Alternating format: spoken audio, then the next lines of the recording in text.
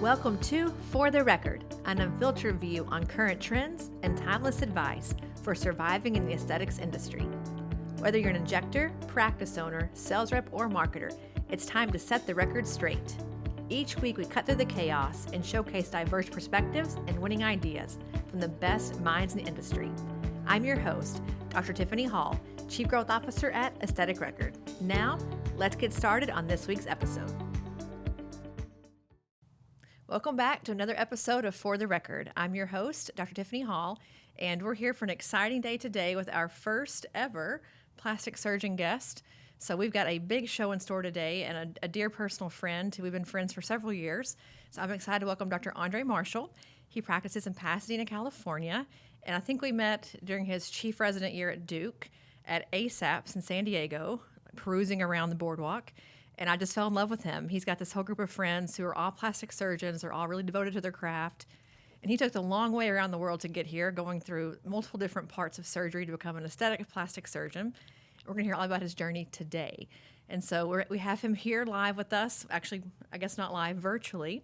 We're going to talk about our Southern hospitality and our passion for aesthetics and all things big and beautiful. So, Andre, welcome to our podcast. Tiffany, it's a pleasure. Haven't seen you in a while, so it's nice to reconnect through this platform, and so you're up and coming in the world, and so I'm glad to be a part of this. Well, I would say the same for you. So when I met you, you were in residency. You were, I don't know, in like year 11 or 10 or something crazy after medical school, looking for the future to be a plastic surgeon, and now here you are. You've made it in private practice.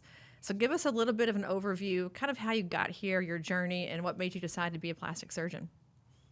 Yeah, actually I made friends with you because I was just trying to get free samples, of filler so I can inject in my resident clinic. I was like, hey, how do we get some of this? So I've come a long way since then. But I'm a small town guy. I came from a little place called Oklahoma. It may be near Texas. I think that's a state somewhere. I don't know. We don't really acknowledge Texas, but it's a town, a small town called Weatherford. Grew up, family of three, small family, a single mom, worked really hard to provide for us. And, went to school locally, went to med school actually there in Oklahoma, and then decided it was time to get out. Ended up going and doing a 7-year general surgery program in Nashville, Tennessee, at a place called Vanderbilt. Amazing place, amazing training. But then I decided, I wanted to do pediatric surgery, but then I realized it just wasn't my true passion. Hung out with some plastic surgery guys and realized that was the ultimate fit for me. And so I ended up applying to plastic surgery, matched to Duke, thankfully, and spent 3 years there doing a lot of just, bread and butter plastic surgery, a lot of recon, a lot of microsurgery. And then once that was done, I realized I just wanted to take it one step further and do aesthetic surgery. So I ended up finding a place out in California, Laguna Beach, and doing an aesthetic fellowship. So after all that was said and done, and another master's degree, I had 11 years of training after medical school, which is a long time, but totally worth it. So now I've been in practice for almost 3 years out here in California, between Pasadena and Beverly Hills. Passed board, so now board certified in both general surgery and plastic surgery. So it's been a ride, but well worth it. Well, it sounds like it's been a long ride. I kind of had a similar thing myself, kind of going around the world to get where I am. But this is the unfiltered view of aesthetics. So we're going to kind of, peel the layers back today and talk about things that are maybe controversial or, different, a little bit crazy. So I'm going to start with one that's not even on our list that we talked about. And this is, me, I'm always throwing a curveball about cosmetic surgeons. So I listened to you talk about how much surgery you've done, how much training you've done. And I worked a lot with ASAPs, with ASPS over the years, and we talk a lot about being a board-certified plastic surgeon. And as I hear you talk about all that you've done, I can't imagine being on the table with anybody else but you or someone like you. Like, you're so well-trained and so well-taught in your craft. Like, I think I'm really good at my craft as well. We've earned that thing. Like, we've taken the licks, we've taken the stripes to get there. I think that there's so much controversy around this whole plastics versus cosmetics. We could have a 6-hour, podcast just on this topic alone. It's interesting because everybody wants to do something in the aesthetic realm. And if it wasn't popular, you wouldn't have urologists going and putting in breast implants. You wouldn't have OB-GYN doctors switching over careers and doing liposuction. You wouldn't have oral maxillofacial surgeons going and becoming cosmetic surgeons. So I think the misperception is, or misconception is that what we do is easy, right? Liposuction is easy and there's not that many risks involved, or doing a breast implant is easy, but there's a lot that can go wrong. Yes, I trained in plastic surgery for 3 years at Duke and did an additional year of a fellowship, but a lot of the principles I use every day are things that I've learned over the entire 11 years of training, whether that was general surgery or whether I was on vascular surgery rotation or cardiac surgery rotation. And so it's scary that people are out there being allowed to practice uh, within the field of plastic surgery just under a different name. And what's interesting is most patients understand the term cosmetic surgery. Oh, this patient went and had cosmetic breast augmentation. So the term cosmetic surgeon is very deceiving. When patients come and say, "Hey, I had a consultation with Dr. So and so, and this was their price," I say, they're not a plastic surgeon, right? And they're like, "I had no clue. I thought all cosmetic surgeons, plastic surgeons were all the same." So that, it's somewhat deceiving to the public, and most of the lay public don't know the difference, which is scary. But the thing is, there are really good cosmetic surgeons and there are really bad cosmetic surgeons. There are really good plastic surgeons and there are really bad plastic surgeons. So I'm a plastic surgeon. I'm always going to advocate for my field. I'm never going to advocate for someone going to a cosmetic surgeon.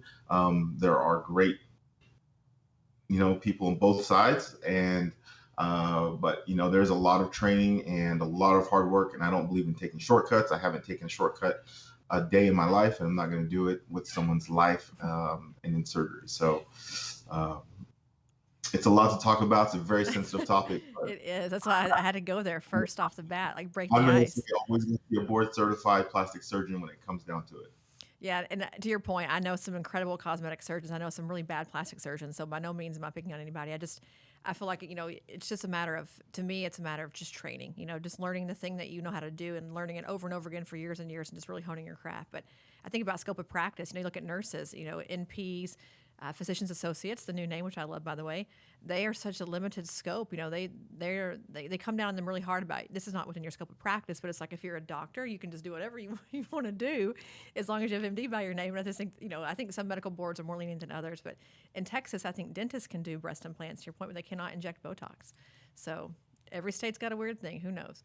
But anyway, I won't belabor that point, Dr. Marshall, because I think it could get us both in hot water. So we'll go from there. But I do, I am curious. Coming from a small town in Oklahoma, you said your mom, was a single mom. She worked all the time. I'm a single mom. I work all the time too. How was that like growing up, thinking I'm going to go to medical school? I'm going to get into Vanderbilt and Duke. And were you just always like the shining student? Were you always going to be successful? What was Andre like at 16? I think hard work. You hear that every day, but there's got to be some element of luck involved as well. I was lucky to have a mom who, she worked hard, so she set the example. But was she around? She wasn't really around. She was always working 2 or 3 jobs. So did she put us in this position to succeed? Yeah, she did. But that was by working hard to get us out of bad neighborhoods where we were living, making sure we had good mentors. She kept us in church quite often, so we were always busy doing those kind of activities and surrounded by other mentors and people who would make sure we would succeed. Was I slightly gifted growing up and had better than average grades? Absolutely. I can take you back all the way to first grade. Being having higher scores than most, and so a lot of that is that's I don't know how hard first graders really work. So maybe there was some genetic component to intelligence and knowledge, but once it got to high school, it's always like, okay, what does it take to be the best? And I don't know what drove me to always want to be on top, whether it was, becoming valedictorian. Maybe it was, the pats on the back or the kudos or making my mom happy for achieving something she never could. There was always a drive in me to keep pushing. Maybe if I scored a 95 on a test, did that make me happy? Yeah, I was happy, but, maybe I wanted a 99 or 100. So that drive, because of my mom, seeing her never be able to achieve her dreams, because having kids when she had 2 kids before she even finished high school, seeing her never achieve those dreams just made me want to do those for her. And interesting enough, the day I graduated from Duke, she actually graduated with her doctorate in nursing. After all these years, she would put herself back through school and ended up getting her doctorate in nursing. So that was a special moment to share. That is awesome. Okay, first of all, there's so much to unpack there. But first of all, the fact that your mom graduated and you did as well is incredible. So my mom wanted to get a master's degree, never got to go back and do it. But I could be saying your same story. In third grade, I said I'm going to be the valedictorian in my high school. Like I was at third grade, 8 years old. I was a really good reader. I was always like, fifth grade level at like kindergarten. And I don't know that I was gifted. I just like being the best. I started winning awards, and I was like, oh my gosh, you can win awards for being smart. Because I wasn't a very pretty child. I wasn't a great athlete. I'm like, I can do this one thing really well. I'm going to be the best at it because I can win trophies. People are going to like me. I'm going to make friends. My parents are going to like me. I had a beautiful older sister. She's still beautiful, but it was like my one thing. And so I know what you mean. I wanted to be the best. Like I'm still that way now. I'll do whatever it takes. I'm relentless when it comes to winning or being competitive. And I think it's that kind of person, like it's in you. It's like an innate thing that you either have it or you don't. And if you have that drive and you're a little bit intelligent and you're willing to work hard, like I think the future is, you're unstoppable. So I remember something in third grade. I think it was called the Book It Club. The more books you read, you got stars, and you end up getting free pizza from Pizza Hut. I love pizza, so I think that's what drove me early on. Read a lot of books, got a lot of free pizza, and got a bunch of gold stars by my name. So ever since then, it's been nonstop. And nothing has changed. Now they're just like PRS journal articles, right? Still the same Exactly. thing. Exactly. Well, okay, so let's go back to the real topic of our discussion here. Besides you being, gifted, is you finish, Duke. You go to your aesthetic fellowship. What made you think, I'm ready to go on, start this practice? Well, you're obviously you're employed as a physician somewhere else, right? A plastic surgeon. We're going to talk about that. But what made you land in California and say, this is where I want to be, and I'm going to come out here to the land of boobs and butts and make it go? Sorry, guys, this is not explicit. We're trying really hard to not be explicit today. Honestly, everywhere you go when you're interviewing for jobs, everyone says, what's your 5-year plan? What's your 10-year plan? And after a while, I just gave up on answering that question, because if you would have told me I would be doing what I'm doing right now 5 years ago in this exact location, there's no way I would have ever predicted it. And so life throws you some interesting curveballs sometimes. I believe everything happens for a reason. I know that's a very overplayed phrase, but I truly believe everything and every person you meet in your life is for a divine reason. So as I was finishing Duke, I was ready to practice. I was like, okay, I've been in training for 10 years. I'm over it. I'm done. I'm ready to have my own OR. And so I was actually looking to go back to Oklahoma, and I almost took a practice doing all breast reconstruction. I like breast reconstruction, but I didn't love it. And so, believe it or not, I at that time I hadn't applied for aesthetic fellowship. A lot of my friends had, and I was just browsing for jobs online, and I saw that there was an aesthetic fellowship open in Southern California. I was like, this is insane. Beautiful Southern California. This is almost too good to be true, the land of aesthetic surgery. And so I said, well, what could it hurt just to live in California? I've always wondered what it's like to go to California, and it can't hurt to learn, more about facelifts, breast lifts, breast augmentations. Went for an interview, absolutely loved it, took the job, got it offered, a week later, and was just overwhelmed, excited. I was like, I've done this for 10 years. What's an additional year? And then that brought me to California, which I never, ever dreamed of living in California. Even when I had an interview at UCLA years ago, I was like, there's no way I'd ever live in LA. So I turned down the interview. I was a small town boy, from Oklahoma to Nashville, Tennessee, to Raleigh, Durham, North Carolina. So I ended up coming out to California, and then all of a sudden I was like, okay, this is a dream come true. This is what you see in the movies. This is the Hollywood sign. These are, walking by famous people on the streets. But then it was just plastic surgeries everywhere here. No shortage of it. And this truly is, in my opinion, the mecca of plastic surgery in the United States. So one thing led to another. Next thing you know, there's a job offer to stay in LA. And I'm like, is this really happening? It's one thing to do a fellowship, but to stay here, that was surpassed my wildest dreams. So I took an employed, job, and I've been doing that for the past 2.5 years. It allowed me to pass my boards, get lots of cases, just lots of great experience, lots of different patients. I'm operating on, almost 400 patients a year. So I never would have imagined ever moving to California. But like I said, the right opportunity opened up. I looked into it, and I stepped through that door and haven't looked back since. Well, it's funny you turned down UCLA. I just watched that show where all the celebrities paid like millions of dollars in donations to get their kids into like UCLA, USC. And here you are like, forget you, UCLA. I'm going to go to Duke instead. Like you're too good for me. You're too good. But I'm listening to you talk about this in California. And I have so many friends who are surgeons. Like my people are the surgeons. I love my facial plastics. I love my plastic surgeons. and they come out and they go to their own private practice, like immediately. Day one, they open their own practice. And like, I'm not operating. I have nothing to do. I have no name. They all start injecting early on. You know, you've heard me talk about this. They start injecting to keep the doors open. They start doing lasers. And then eventually they turn into like surgery patients. But there's like a good year there where sort of they're in limbo of like, is this thing going to work? Is it going to go? And I think that there's a pride factor in like opening your own thing and doing your own house. But I think you took a smart approach. I mean, 400 cases a year, you're operating like, I don't know, 5 days a week. Your schedule's totally packed.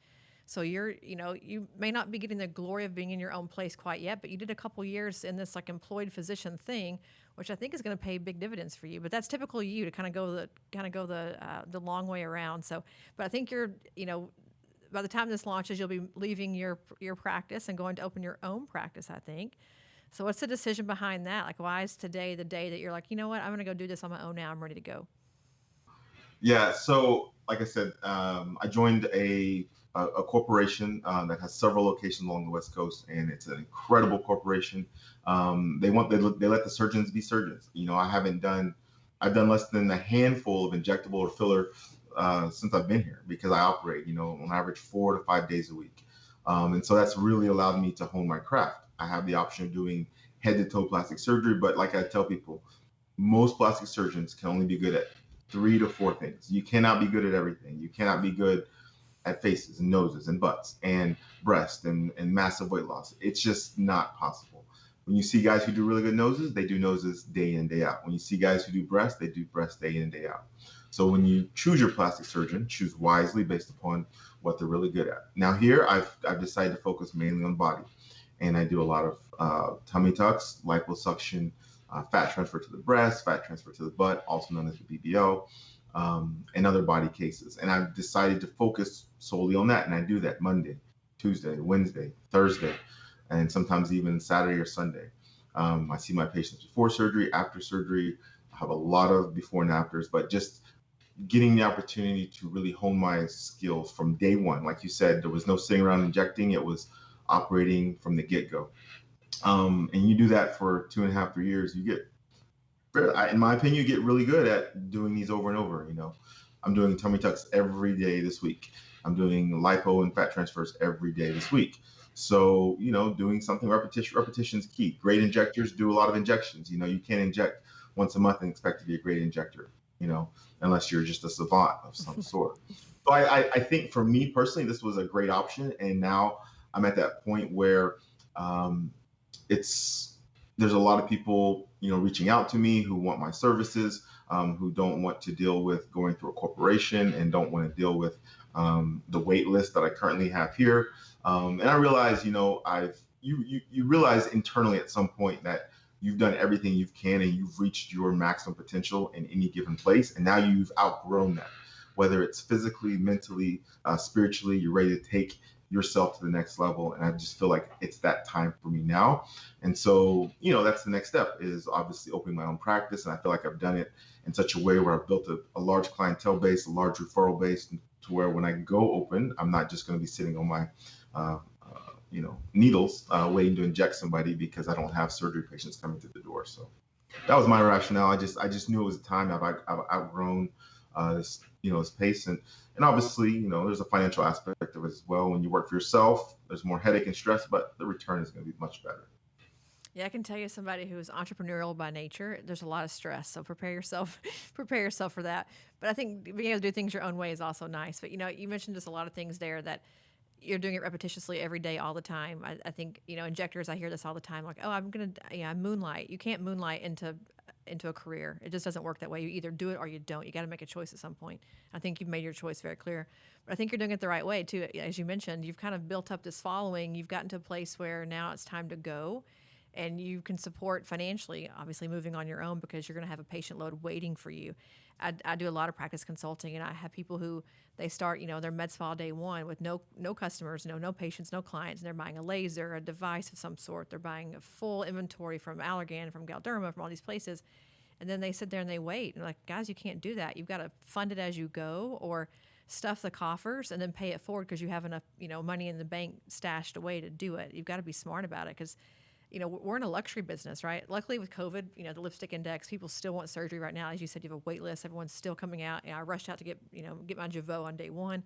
but people still want it. But I think that this bubble could burst, right? This could be a wave that we're riding with, that stimmy money, as they say, that could go away. And so I think you're correct in thinking you've got to kind of pay it as you go. We were talking last night, you and I on the phone about like picking an EMR. Obviously I work for a aesthetic record, but you're being smart about your choices too, and not going out and spending big and lavishly, which I think is another plastic surgeon paradigm shift. It's like, don't go buy the Mercedes just because you finished medical school in plastic surgery yet. Wait till you make the money to pay the payment first. But you don't live larger than life, and so I think your lifestyle is a testament to how you're going to open your practice. But I had well over $350,000 of student loans after graduating, and 11 years of residency. I can tell you that was paid off within a year and a half of practice.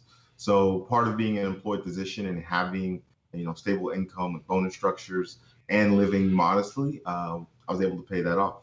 My car that I still drive, I can tell you, this is the same car I started residency with. Now that's going to change very soon, but living beyond your means, that's always a mistake. And so, the white coat investor, great tool for residents, nurses.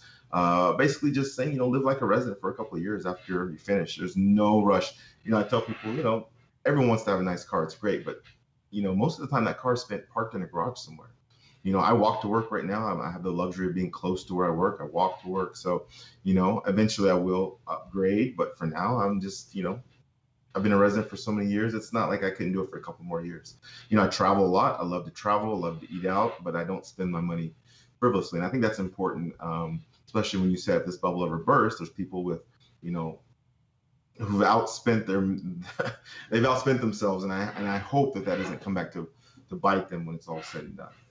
Well, I like what you said about living like a resident. I think you should live like a resident until you pay your loans off. I mean, PhD school, I had $150,000 when I left, and I had a free master's program on a scholarship, but still just, over undergrad, all these things add up. And it's like paying student loans back is the worst, but it's an investment, right? But you did the right thing. I'm not nearly as disciplined as you are, and I don't make plastic surgeon money, so I was not able to pay mine off in a year and a half. But now that you're an entrepreneur building a business, what are you finding to be the hardest thing? Like, what are the things that you never anticipated or ever thought through in your life are like now, oh my gosh, I've got to figure this thing out or it's going to be a blocker to my success? Yeah, I think surgeons like a lot of control, right? They want their hands on everything and they want to be in control. But I was actually just scrolling your page the other day and I was listening to a podcast, and one of your guests was saying, if you're an injector, you need to go inject. Be good at what you're good at. Make money and at what you're good at. You're not a social media influencer. You're not a social media guru. You're not a website designer. So figure out what you're good at and stick to that, and don't be afraid to outsource other things because time is valuable. And so I think that's one of the hardest things, is to always want to be in control of everything. And instead of just saying, hey, this is what I need help with. Can you do this for me? And, where do I send the check? I think that's the hardest thing, because you want to build your own thing. You want your hand in every aspect of it, which it should be, but you have to relinquish control at some point. You have to give your social media passwords and account names to someone else and let them answer the hundreds of DMs about people who are asking for prices and all those things. And so that's just not the best use of my time. And so just relinquishing a lot of that is somewhat difficult. Other than that, I think you have to be, if you stay ready, you never have to get ready. I love that quote. And so I knew I was going to do this over a year ago. And so I talked to multiple surgeons who had just done what I'm doing now. And I said, okay, send me a list of everything you did and all the problems you ran into. But I did that for multiple surgeons. And I look at this list, it's like, okay, let me make sure I have my corporation set up. Let me make sure I have this set up. Let me make sure I have all these things in place, an accountant, legal. And so instead of rushing to do it last minute, because let's just say, oh, I don't have a job anymore, I've slowly been putting things in place over time. So it makes the transition a lot easier. I like that you did some research, because I think people rush into it all the time. It's like, I hate working here. I quit. I'm going to open my own practice in the morning. I'm like, that's maybe not a smart choice. It might not be a good idea. I love that, like, stay ready, so to get ready. Like, I think that's genius. But, social media control. So let me just let the audience know that when I met you, 3, 4, 5, how many years ago it's been? Is it 5? I don't know. you didn't even have social media. You were like, I hate Instagram. I would take a picture with you like, I don't post that on Instagram. I hate Instagram. You wanted to be completely anonymous in the world. And I'm like, Andre, that's not going to work in plastic surgery. Like, look at Christian Subio. You got to be everywhere. Like, you got to be like the man, the myth, and the legend to survive on Instagram. And I was listening to a podcast this morning. I think they said like 85% of millennials get their referrals through Instagram. Like, they find you through Instagram. So you have to be on it and be awesome. And if you're not going to make it. So kudos to you for coming into the 21st century and getting an Instagram. Oh, it's still a struggle We're every very day. proud of you It's here. still, friend Dr. Wong, I mean, I swear every time we're out, he's taking photos, and I'm just like, it's almost like, wow. I mean, the guy understands the algorithm though, and kudos to him. But whether it's pictures of your food, pictures of the sunset, I guess it's all relevant somewhere to someone in plastic surgery. Well, I think because patients want to fall in love with you as a person. We're talking about Brian Wong, who's a plastic surgeon as well in LA, and he and Andre trained together at Duke. But he's a big social media guru. He posts everything all the time. But I think people want to fall in love with you. They want to know who you are. And by the time they get to your, to your table, if you will, for you to operate on, they've already decided that you're their guy. Like they like what you like. They like your pictures and your captions, and they love your before and afters. They fall in love with the whole person. They say, what do they say? It's like you date your surgeon, but you marry the result or something like that. There's like some kind of thing where, I'm just going to date you. Like, if I don't like you, no big deal. But the result that you give me, I'm marrying that forever. Like, I can't take that back. And so I don't really care if you're not going to work out. I care that your results are going to be amazing. But gosh, isn't it nice when I like you a lot too? Like, isn't that a nice for the patient experience? I'm going to refer people to you because I like you. If I have a great result, I'm going to keep it to myself. Like, I have amazing boobs now, but he's kind of an ass. Don't go see him. It's a different mindset when a patient falls in love with you and you have a great result. So I think Instagram is the key. You gotta be on the gram. Yeah, that's very true. And TikTok. Don't forget TikTok. Oh, I don't know about all that dancing. I haven't come around to that yet. Maybe another 5 years you'll see me on there. I think you'll do it. Well, we're gonna shift into kind of my controversial thing with you as well, and that's around plastic surgery. And I know that people think I'm crazy, but when it comes to injections on your face, I'm all about a natural look. Like, I think you should have a beautifully contoured face. By the way, I think the Kardashians are drop dead gorgeous. I'm not an anti-Kardashian, so I love a contoured face, I love a beautiful face, big pouty lips, whole thing. But when it comes to body, I'm all about making that thing perfect. Like, I want volume in all the right places. I want to snatch that waist in, get a big booty. Like, if you're going to pay for surgery and you're going to find the perfect surgeon for you, go all in.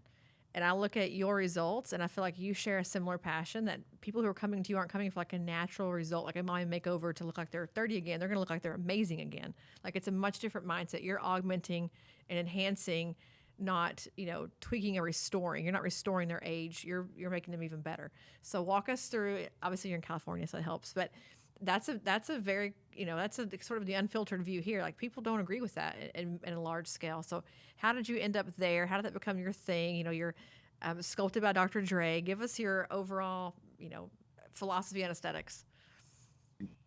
So I'll say, depending on what part of the world you're in, there are different measures of what is beautiful, right? I think if you're in Seattle, Washington, if you're in San Diego, California, if you're in Dallas, Texas, if you're in Miami, Florida, or if you're in New York City, it doesn't matter where you're at. There's different views of what is aesthetically pleasing.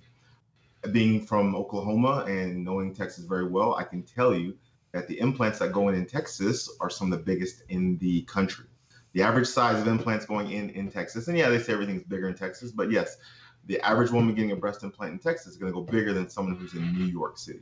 No question, right? So a lot of the decisions that are made are based upon the influences of where you're at. It also depends on some of the cultural norms, whether you're dealing with Caucasians, African Americans, Hispanics. Everybody kind of has a different look.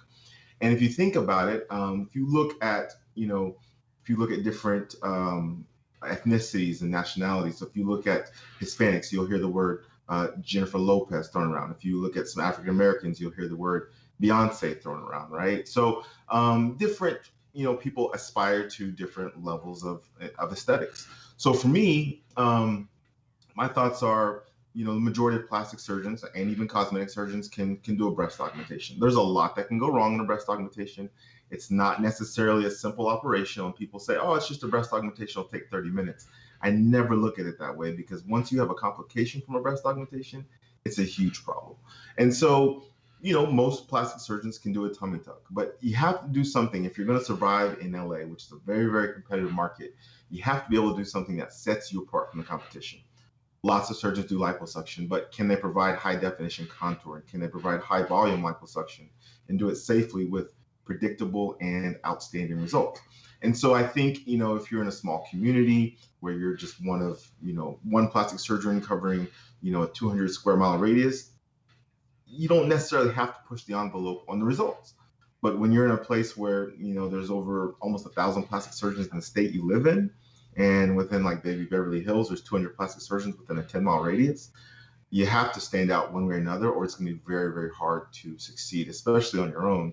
And I think you get to look at it that way. With social media, with Instagram, I think that has just gone through the roof now because people see other girls post and they say, I want that look. Or people bring in wish fix, and they say, well, can you do this? I want to look like this girl who went to Brazil and, has never had kids, and yet you've had 4 kids, and yet you want the body of a girl who's 22. So it's managing expectations, but also social media has elevated everyone's results because you just can't hide anymore, whether it's real self. Patients will go online and post their results. Here, look at me. So I even make sure my dressings are pristine because patients will go home, take selfies in those dressings. And I don't want people to say, God, those dressings are terrible. Who's your surgeon? Because that first night, yours only as good as your dressings until the dressings come off a week later or so. But I will say, geographic norms that they dictate that. And, what's your ultimate goal? Do you want to be an okay plastic surgeon? You want to be below average, or do you want to do something that makes you stand out and create a niche for yourself? And it's that simple, I think. And I think you've done it. It's interesting. I look at people like, well, I won't say names on here, but I look at plastic surgeons who are doing a lot of, high volume things, whether it's implants, BBLs, liposuction, and they become almost cheeky with their advertisements. Like it's over sexualized. It's almost like I feel uncomfortable looking at it. It isn't about their work at all. It's almost like I feel not dirty, but it's just like, why would you have to sell it like that? It's like I get sex sells, but so does skill, so does artistry, so does like a beautiful result. And so I think about how you're doing it. And if you guys aren't following him on Instagram, we'll make sure we have the link or the @ here in our little comment section. But you do it very tastefully. You're doing these incredible, like to your point, these Brazilian amazing bodies, but it's done like with tact. It's like, look at this incredible result. It's not, I don't feel like skeezy or sleazy when I look at it. I don't feel like I need to go home and like take a bath. And I think that there's almost like a schism or, there's a split right now in plastic surgery where they're either over the top, pushing the envelope with it, or it's done like you're doing it very tactfully. So I'm glad that you've not gone to the dark side yet. Don't do it. Let your work speak for itself. Let your dressings speak for themselves. Yeah. I think it's important to know your limits. I think a lot of people will say yes to everything because they feel like they don't want their practice to go under. And there's a power in the word no. And I tell people I'd rather say no and miss out on a whatever $1,000 surgery as opposed to saying yes and not delivering the result that patient wanted and dealing with them being upset and everything that comes with that for the next year, then possibly doing a revision and the headache that comes with that. So the most powerful word I've learned is just to say no, or I don't think I can achieve the result you're looking for. Or a lot of patients come and say, did this surgeon botch me? And I don't know where you started. I think you look very good. I don't know if I could have done much better than he or she did. But this is what I'm comfortable with. These are my results. These are my last 50 cases I've done. These are my last 50 tummy tucks. These are my last 50 BBLs, my last 20, 30, 40 breast dogs. If you like this, then I'm happy to take care of you. But this is what I do, and this is what you'll get. So if you don't like these pictures, I'm not the surgeon for you, because you can't bring a wish pick from Dr. So-and-so in whatever city. And if it doesn't look like my patients, I'm not going to provide you that result. This is what I'm comfortable doing, and this is what you're going to get. So honesty is number one. Well, sticking to your guns, like, to your point, you've kind of developed your craft and the way that you approach things, and you do that really well. So do that thing. We have a mutual friend in Dallas, Mike Lee, who had another plastic surgeon.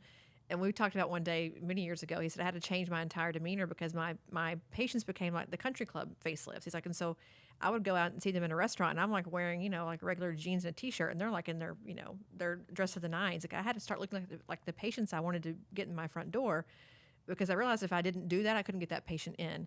I feel like that's such a, like as what you're saying is if I say yes to the wrong patient, I'm going to get 10 more of those patients. Like say yes to who you want in the door and who you want more of, and like make your practice cater to those people.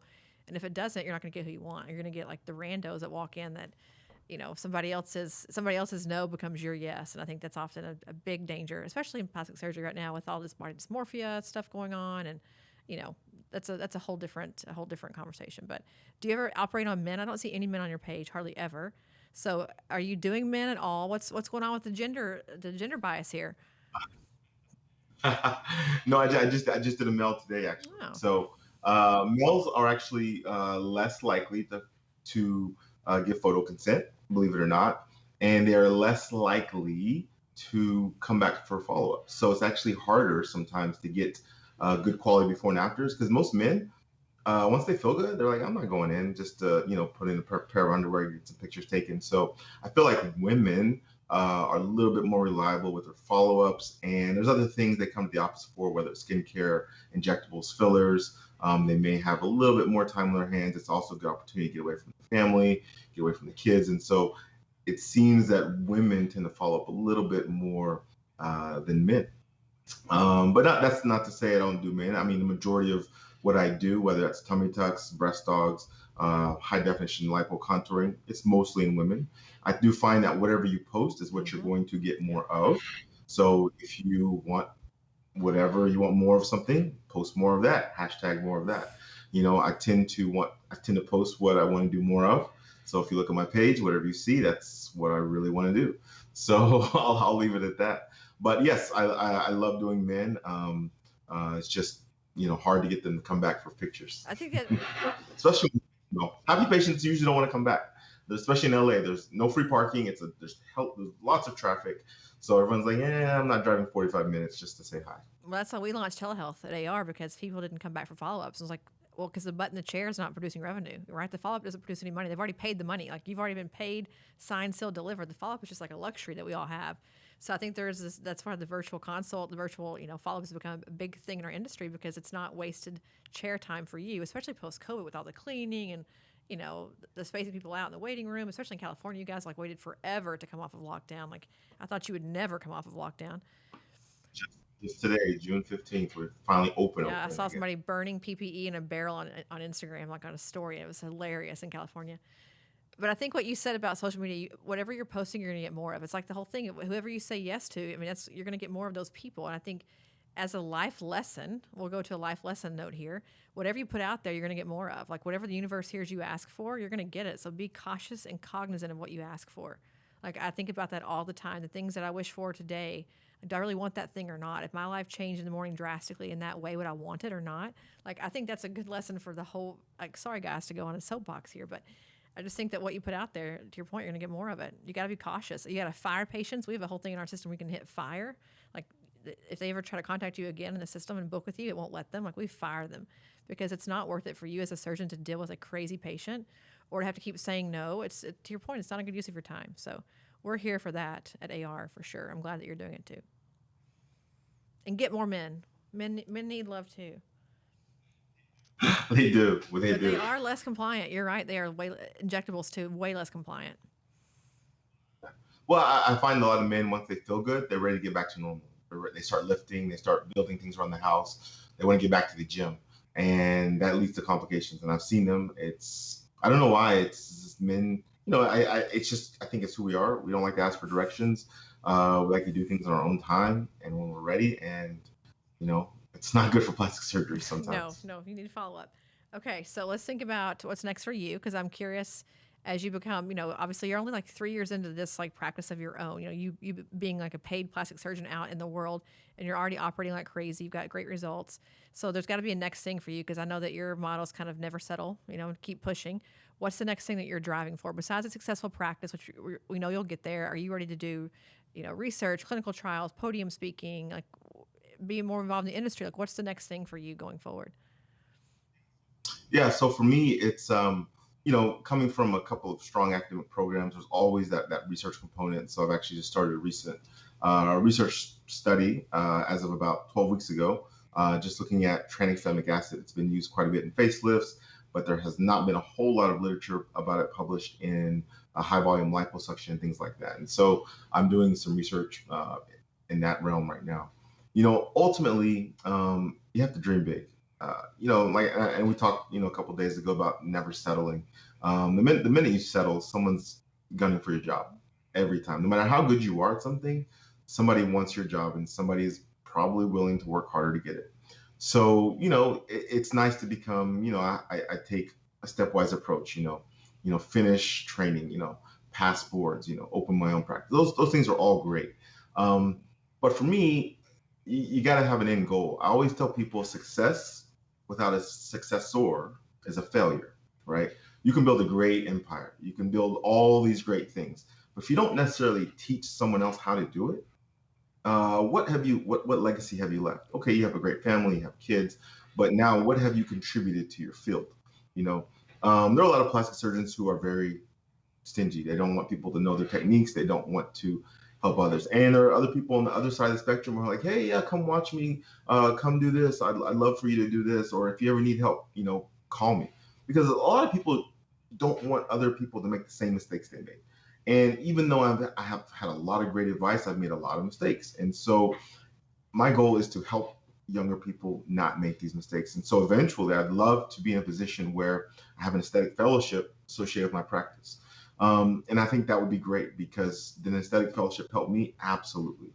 And I'd love to be able to do that for others. I can tell you, coming from larger name academic institutions all across the country, sometimes aesthetics is supported, sometimes it's not. Most people, you say, oh, if you're not doing craniofacial or hand surgery or breast reconstruction, why did you become a plastic surgeon? Just so you could go make boobs and asses? Well, I think you got to be able to support this subset of people who really appreciate aesthetic surgery and help them become better, because there's not a lot of programs that teach you how to do liposuction and BBLs and really good breast lifts and breast augmentations. So nobody should have to be on their own. So my next big thing, I think, going forward is to help the younger surgeons to avoid a lot of the same mistakes I made. And I don't care, oh, are you training your competition? Yeah, if you're confident in what you do and people love you for who you are, we're kind of all in this together, right? Because what you don't want is to have somebody mess somebody up and then that patient come to you for revision. If we can all learn to do this right the first time, we can avoid a lot of those complications from the start. Yeah, I think if you watch that show Botched, I'm sure many years ago, Botched killed our industry. Like it's like an injectables. One drop brow is the drop brow for the whole city, because people start to believe now that if you inject toxin, you're gonna have a drop brow, or if you go to surgery, you're gonna have a botched job. Like to me, that I think mentoring other people and teaching them the right way to do it is the only way that we're going to survive. Because unfortunately, the community has a group think, and when one thing goes wrong, everyone thinks it's what's going to happen for all of us. And now it's like, let's turn against our plastic surgeons. But I think about, and this, you may not know this person at all, but I'll name drop for a second. But Julie Bass Kaplan is an injector, and Connie Brennan. They've been in this industry for 25 years. Like they were the first ones to ever, I think, hold a Botox needle, and they give of their time so freely, so openly. They teach, they train, they mentor, they give of it because they believe, like you believe, that if we invest in the next group that's coming up, then A, we stay relevant, and B, we're giving them all things that we know how to do and that we've learned. We're helping to instill like the better version of us in the future generations. And I can tell you, they're more famous now 25 years later than these Instagram influencers who think that they're on top of the world. And I think because they've given them their time in the industry, they've been like in this position that's just much different than if they had charged for every minute to come watch them do something. Or I think, as a person who has to pay physicians and nurses to teach and train, it's exhausting to deal with the diva and the pay and the this and the that. It's like, don't you want to invest in people? Like, don't you want to help the next group coming up to learn what you didn't know? And not, to your point, no one should be alone. So I think that a fellowship is an incredible idea. I think you should definitely do it.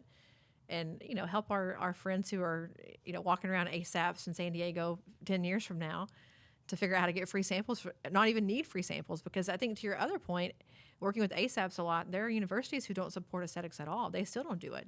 They don't have a residency clinic unless you're in dermatology, so you can't inject. They don't teach plastic surgery from an aesthetics perspective at all. So you guys are left to go find it on your own and just hope that you match in a fellowship somewhere and take up your own charge. It's very unfortunate. It is, and I think that was one of the hardest struggles. Is even admitting, as a resident, if you want to do aesthetics, you have to know within the first about 3 years of being a resident. And if you admit to people you want to do aesthetics, you lose a lot of support from people in academics sometimes who are more reconstruction focused. They feel like they're wasting your time their time on you. And so it can be a lonely island. And I think that the Aesthetic Society has done such a great job of having resident programs from early on, allowing residents to attend the national meeting free each year, which I attended every year of my training. They give out travel scholarships so residents can attend. In addition to making a resource called Radar available, just with lots of educational videos, access to the Aesthetic Surgery Journal, PRS. So they make it where people like myself, who maybe didn't get a whole lot of aesthetics during my initial training, can still get access to all of these things, you know, online, which is amazing. So kudos to the Aesthetic Society. It's just Well, we need you guys to get it because I think that's the problem with like nurses and physicians associates is it's not in their programs either. And so until medical, like the medical community, MDs, DOs really focus on it and say, hey, this is a real thing now, a real specialty. It's not going to matriculate down to the other levels. And so we need people like you to step up and say, if we don't make this thing, a viable, real part of our world in medicine, we're all going to be on our own, paying crazy amounts of money for trainings and going places and spending our own income to learn to do a technique that should be shared amongst our community. No one charges for a heart surgery shadow day. It's like that would never be done. But in aesthetics, we'll charge you to come watch us do our consult. We'll charge you $800 for that hour of training for you. It's like crazy prices. But I'm in the wrong business. I should have been a trainer and not on this side of the fence. But well, I think that we're almost at the end of our time here, so I was going to see if you can just kind of wrap it all up in a pretty bow for us and just tell us, like in your words, how have you survived all this? How have you made it through? How have you kept your wits about you and your like humble, sweet, personable nature in the midst of what I'm sure in California right now is chaos as a surgeon? But give us tips for surviving and thriving and never settling. yeah. So I think never forget where you came from, whether you came from humble beginnings or if you came from a privileged background. I think people who go into medicine, who go into all of this, it's got to be for a reason. If it was to get rich, you came to the wrong field. There's a lot of different other ways to make money a lot faster.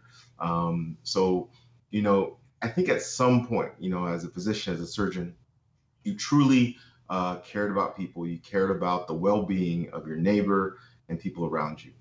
And as long as you keep that, close to you, you're going to do the right thing. You're going to make the right decisions for your patients, for your business, etc. You can never forget your family. They're number one, right? Your family, your kids, whoever's your closest friends. Those people will always be are number one. Don't put your work ahead of those people ever. It's tough because we all have to make money. It's expensive to live. It's expensive to travel, but family is always going to be number one. So put your make time for friends, make time for family, but never forget why you went into medicine. A lot of times people choose specialties based upon the potential earnings, and that's okay. And we understand that people have loans, people have, a certain lifestyle they want to live, but never forget why you do what you do. People are very vulnerable. Getting undressed in front of a total stranger, being naked, allowing someone to transform your body forever. That is a huge, huge undertaking. It's not like they're just showing up at the ER with right upper quadrant pain and need their gallbladder out now, and they'll take whatever surgeon who will take it out. No, this is someone trusting you with some of the most intimate parts of their body, parts that they have to see every day when they look in the mirror. So from that standpoint, never see it as like it's just another patient. Oh, she's crazy. These are real people with real families, with real problems, who go home and struggle to pay bills every day, like we all do sometimes. So I guess never forget why you chose to do what you did. Um, and as I said, never settle, never be content with your results, whether that's with the growth of your practice. Oh, we grew 20% last quarter. That's great. But could you have gone 25%, 30%? Maybe, because maybe if you can do a little bit more on the front end, you don't have to work as hard on the back end. And maybe you could retire a year earlier and travel to all the countries you wanted to travel. So I just say, never become complacent. And whether that's results with your quality of life, with your patient satisfaction surveys, whatever it is, always strive just to be a little bit better. It's not that you have to be perfect, but just be a little bit better than you were yesterday. you know um And if you just keep some of those basic, simple concepts and models, I think you'll continue to succeed in life. I haven't figured it all out. Yeah, I'm fairly young. I'm still growing. But I hope that I can apply these principles every day in my life and take it to the top. And so we'll see in a few years if I follow my own advice and if it actually worked for me. I think you and I we're very close to the same age, and it's like the pivotal years. I think if you can survive that like 35 to 40 age group, and you can sort of keep it all together and make it work and not lose your flipping mind, there's something to be said for that. Like there's something to be said for that because I feel like there are days I just cannot imagine working any harder.